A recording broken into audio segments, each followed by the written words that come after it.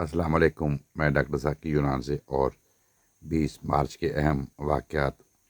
20 مارچ آج یورپ اور عرب ممالک میں عید الفطر منائی جا رہی ہے۔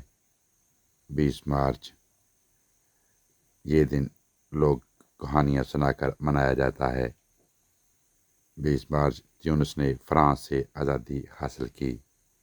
20 مارچ خوشی کا عالمی دن منایا جاتا ہے۔ 20 مارچ 2008 میں جنوبی وزیرستان میں فوجی کیمپ کے باہر خودکش حملہ ہوا، جس سے 5 اہلکار جاں بحق اور 11 زخمی ہو گئے۔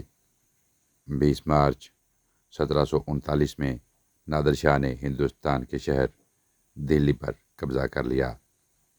20 مارچ 2010 سے آج کل ابھی تک چڑیوں کا عالمی دن منایا جاتا ہے۔ 20 مارچ 1602 کو United Dutch East India company کا قیام عمل میں آیا۔ 20 مارچ 1760 میں امریکہ میں بوسٹن میں بھیانک آگ لگ گئی، جس سے تقریباً 350 عمارتیں جل کر تباہ ہو گئیں۔ 20 مارچ کے حوالے سے یہی معلومات تھیں۔ اجازت دیجیے، اپنا بہت سا خیال رکھیں۔ ٹیک کیئر، اللہ حافظ۔